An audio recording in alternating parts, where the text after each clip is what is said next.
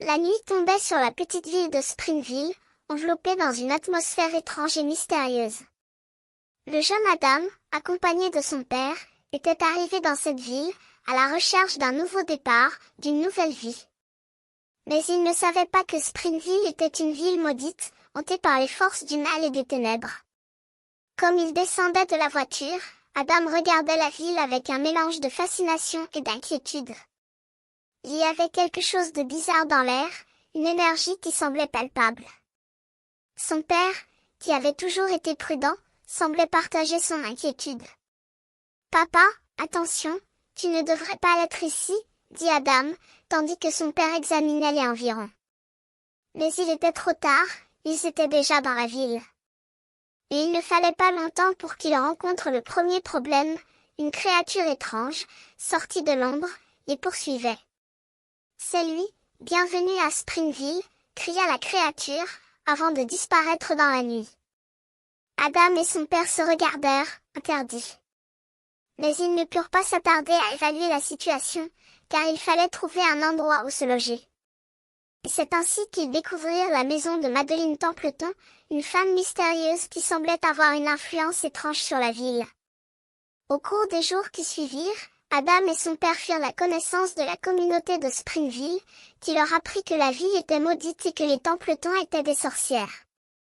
Mais Adam ne croyait pas à ces histoires, il pensait que tout cela était une plaisanterie.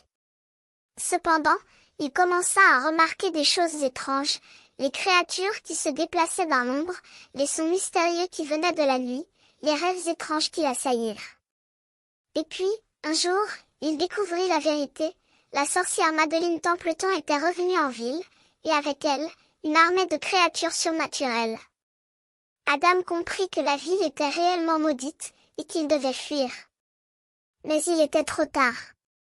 La sorcière l'avait déjà remarqué, et elle l'avait emmené dans son manoir, où elle l'avait fait prisonnier. « Je m'appelle Anne, » dit la sorcière, tandis qu'elle examinait Adam avec un air de méfiance. « Et toi, tu es de retour dans le monde des vivants ?»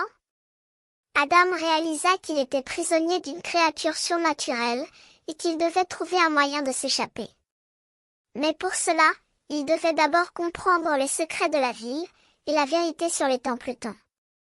Et ainsi, commença son aventure dans la ville de Springville, où les forces du mal semblaient omniprésentes, et où la sorcière Madeline Templeton attendait, prête à révéler ses secrets.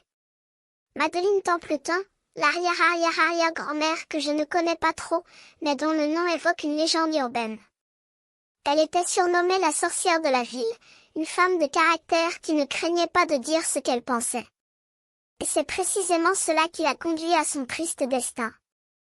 On l'a tuée, victime de la méfiance et de la superstition. Je suis debout dans la vieille maison, le silence résonne dans les pièces vides. Mon guide me montre son vélo, un objet familier qui évoque des souvenirs anciens. Nous nous dirigeons vers la pièce où se trouve le reste de la maison. C'est un endroit incroyable, comme si nous étions plongés dans un rêve. Je sens la présence de l'histoire, de la magie qui se cache derrière les murs. Mon guide me parle d'une fille, Sally Wilcox, qui pense que je suis une sorcière. Je ne comprends pas pourquoi, mais je sens que cela a quelque chose à voir avec la ville, avec les gens qui vivent là. Il me parle d'Adam, le petit ami de Sally, avec ses tic-tac, et je comprends que ce sont des personnes très différentes de nous. Mon guide me pose une question qui me fait réfléchir. Est-ce que j'ai jamais senti que j'étais destinée à accomplir quelque chose de grand dans cette vie? Je n'en sais rien, je me suis toujours imaginé devenir footballeur. Mais il y a quelque chose en moi qui me fait craindre que ce ne soit pas suffisant. Mon guide me dit qu'il habite juste en bas et qu'il va me raccompagner. Je suis reconnaissant de sa gentillesse, mais je sens que je ne suis pas prêt à partir. Il me demande si je suis sûre de ne rien oublier, si j'ai tout laissé derrière moi. Je sens que je suis sur le point de comprendre quelque chose, mais il me dit que je suis libre de partir. Je sors de la maison, et je suis envahie par une sensation étrange.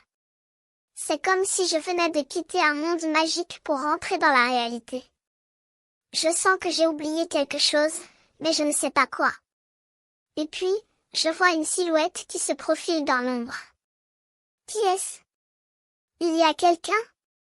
Je sens que je suis aux portes d'une aventure inconnue, mais je ne sais pas si je suis prêt à y répondre.